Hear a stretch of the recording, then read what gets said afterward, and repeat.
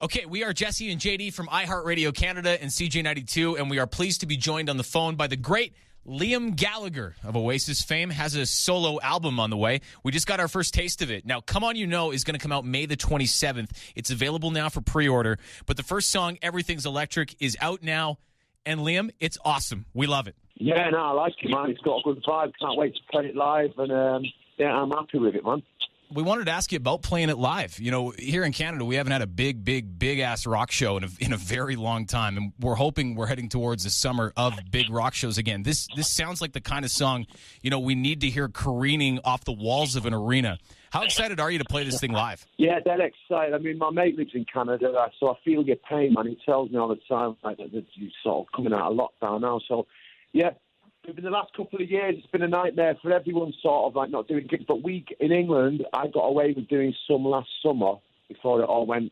We all went into lockdown. So no, I'm excited to get out. Hopefully, it's all kind of coming to an end now, so we can get out back to normal, whatever normal was or is. And Liam, you know, Everything's Electric, obviously a big first track with a pretty cool backstory. You got to collaborate and co-write this song with Dave Grohl. He's on the drums. And I know you've played with the Foo Fighters before, and you and Dave are both ridiculously talented in your own rights. What was your biggest takeaway from writing a song with a peer of yours like Dave Grohl? Well, what happened, we never got in the studio together. It was done like, he was in LA and that with Greg Kirsten and that, and like my album, we'd sort of finished it, and then I get a phone call, so I'm thinking, right, we finished the album, that's it, I'm happy with it, I'm going to the pub now to celebrate.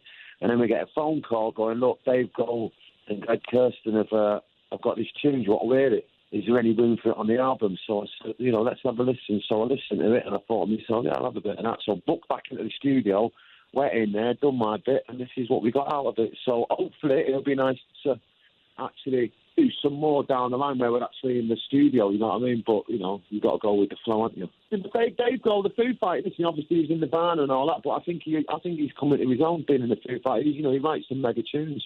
So I'd be stupid not to give it a twirl, you know what I mean? You know, Liam, you've obviously got to work with some great people over the years, and, you know, this collaboration with Dave Grohl. Do you have anybody on, like, a bucket list of yours for, you know, a future recording with, someone that you'd like to work with that you haven't already? No, not really, man. It's like, I kind of don't go about like that, you know what I mean? It's otherwise you just seem a bit desperate, you know what I mean? I just sort of, if the tune's good and you know what I mean, and it comes my way and, like, you know, there's room for it on the record, then I'll do it. But I don't sort of go around like harboring, like, you know, start, you know, hauling myself out, going, I wish I could work with them and all that, because I think you'd kind of be disappointed by some of the outcome and that. This one just happened out of the blue, you know what I mean? I've known Dave a bit, I wouldn't say we're best mates and that, but we've done some touring together, and I like him, and I speak to Taylor, the drummer, like, quite a bit and all that stuff. So, you know, I like the Foo guys. I think you know, they work hard, they put a lot of albums out, and I'm a big fan.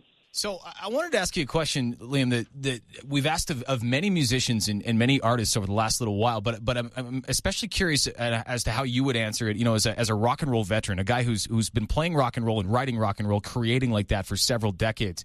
What have the last couple of years been like for you creatively? You know, we've talked to artists who have struggled and said, like, you know, being locked inside is just not conducive to making my art. And other people have told us, like, you know, I've written more now than ever. What's it like for a rock and roll veteran, you know, to have to go through something like a pandemic and come out of it with an album? I didn't really. I mean, listen, I'd done a tour just before it all hit, so I was quite happy with the time off. You know what I mean?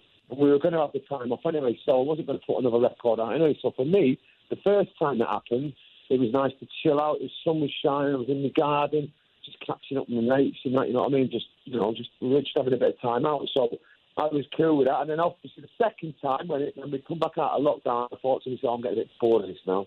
So I've got a little studio in the house, and then we started messing about with some tunes, and yeah, it was good. I mean, I'd rather it this way. There's nothing worse than putting an album out and not being able to go and do it. So I'm glad I've kind of finished my album now, and it's kind of opening up again. You know what I mean? Imagine having 2 years sitting on an album. It would have, it would have done my head in. And Liam, you know, there's your new record, Come On You Know, is coming out May 27th. Everything's Electric. The first single on that album is awesome. You know, there's a song on the new record coming out that you said is being dedicated to your brother Noel. And obviously, because it's your brother, you know, all eyes and ears are going to be dissecting that track. You know, what made you want to write a song to dedicate to him, and has he heard it yet? Well, I was only joking when I said I dedicated him. I dedicate the whole album to him, you know what I mean?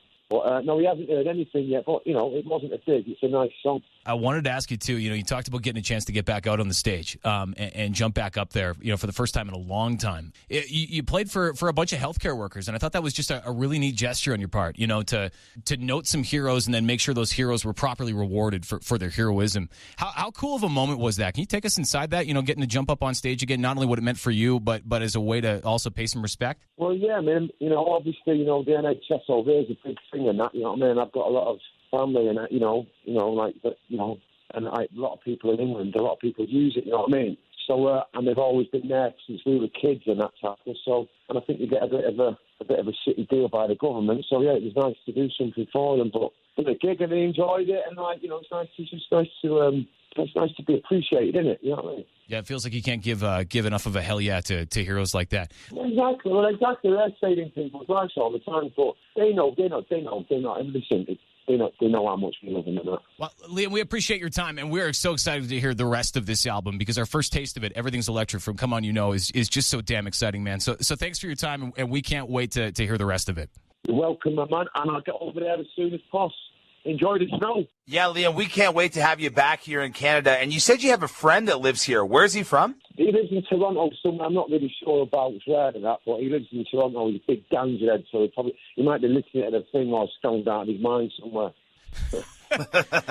Actually, you know what? Before we let you go, Liam, I wanted to ask you about that. We're obviously a couple of guys with apparently thick Canadian accents. We're Canadians. We don't hear the Canadian in our accent, but you're a dude with an accent too. Have we made any sense to you at all here? No, I can understand you, man. I don't get all the fuss. The Americans are always taking the mickey out of the Canadians going, I'm not going to say you all sound the same and that, but I can understand you, man. Well, thanks so much for your time, Liam. We look forward to hearing that new album and seeing you live again here in Canada soon, buddy. Welcome. See you in a bit.